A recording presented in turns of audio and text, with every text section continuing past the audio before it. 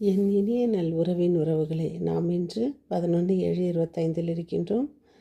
தூய ஆவியின் துணை நம்மில் என்றும் அன்னை மரியா நமக்காக பரிந்துரைத்து பேசி வருகிறார். தினம் நாம் தொடரும் சங்கீத தொடர்ச்சி 91, 16, 13, 14, 15, 16. உண்மையை வெளிப்படுத்தும் தூய ஆவியார் உண்மையை நோக்கி நம்மை வழிநடத்துவார். பாம்பை போல் முன்மதியும் புறாவை போல் கவடற்ற வாழ்க்கை வாழ கற்றுத்தந்தார். இன்றைய தொடக்க நூல் வாசகம் 46:1-7, 26:30. இஸ்ரேலுக்கு காட்சியளித்த யாக்கோபு என்று அழைத்தார். அவர் இதோ அடியேன் என்றார். அவர் இறைவனிடம் போராடி பெற்றதை அந்த ஆசிர்வாதத்தை. இன்றைய தூய நற்செய்தி வாசகம் மத்தேயு 10:16-23.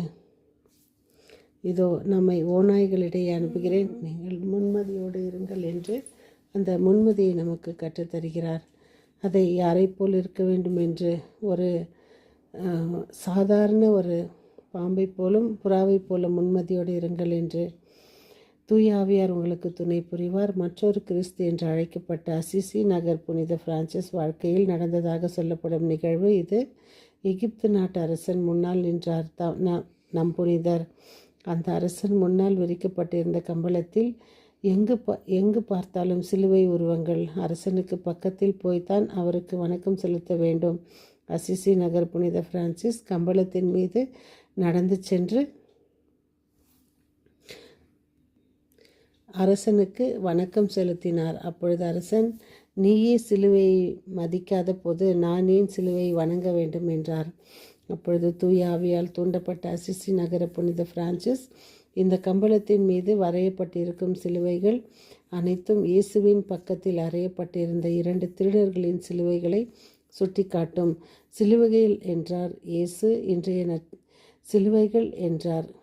சுட்டி காட்டும் சிலுவைகள் என்றார் இயேசு. இன்றைய நற்செய்தியில் திருத்தூதர்களை பார்த்து, உங்கள் பணிக்கு இடையூறு விளைவிப்போர் முன்னால் அஞ்சாமல் நில்லுங்கள், உங்களை துன்புறுத்துவோருக்கு எத்தகைய பதிலை நீங்கள் சொல்ல வேண்டும் என்பதை தூய ஆவியார் உங்களுக்கு சொல்லிக் கொடுப்பார் என்கிறார். மனிதன் என்றால் எப்படி இருக்க வேண்டும்? ஒரு மினிஸ்டர், ஒரு சீஃப் மினிஸ்டர் வரும்போது மக்கள், போலீஸ் கண்ட்ரோல் இதெல்லாம் இருக்கிறது. மக்களை தள்ளிக்கொண்டு ஒரு கிழிந்த ஆடையோடு ஒரு மாதிரியாக ஒரு பிச்சைக்கார போல் ஒருத்தர் வராரு. நானும் மினிஸ்டரை பார்க்கணும் போது போலீஸ்காரங்க அவரை தள்ளுறாங்க. தள்ளி, இல்லை நீங்கள் இப்போ பார்க்க முடியாதுன்னு ரொம்ப ஜோர ஆவேசமாக பேசும்போது அந்த வார்த்தை அந்த சைடு கரெக்டாக அந்த மினிஸ்டர் திரும்பும்போது அவருடைய பெயர் சொல்லி அழைக்கிறார்.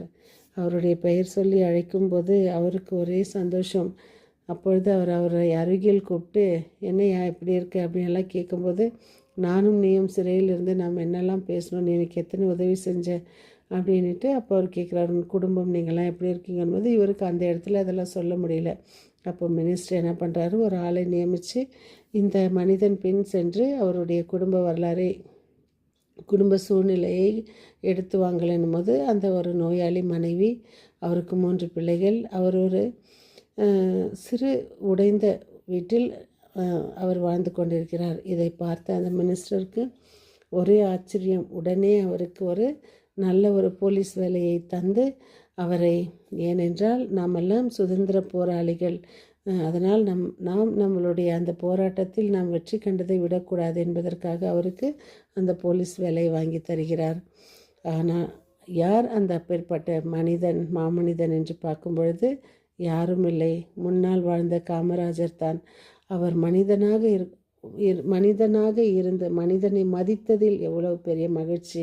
நாம் இன்று எத்தனையோ புத்தகங்கள் படிக்கிறோம்.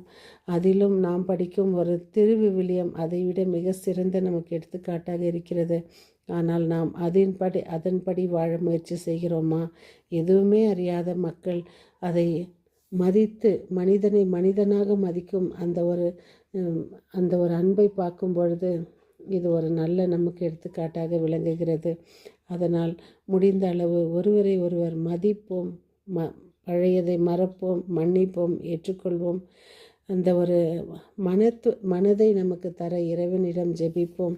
நமக்குள் இருக்கும் எத்தனையோ எண்ணங்கள், எத்தனையோ உணர்வுகள், எத்தனையோ நம்மை வாழ வைத்து கொண்டு வந்த அந்த நினைவுகள், இவற்றையெல்லாம் நாம் சிந்திப்போம். இதோ நம் தொடக்க நூலில் சந்தித்த யோசேப்பும் இப்படித்தானே இருந்தார். அவருடைய உறவுகளை சந்தித்த பொழுது அவர்களை அப்படியே தாங்கி கொண்டார் அல்லவா? அதை நாம் முன்வைத்து இதோ நாம் இன்று முடிந்த அளவு மறப்போம், மன்னிப்போம், பிறரை நேசிக்க முயற்சி செய்வோம். மீண்டும் சந்திக்கும் வரை உங்கள் அன்பு தோழி.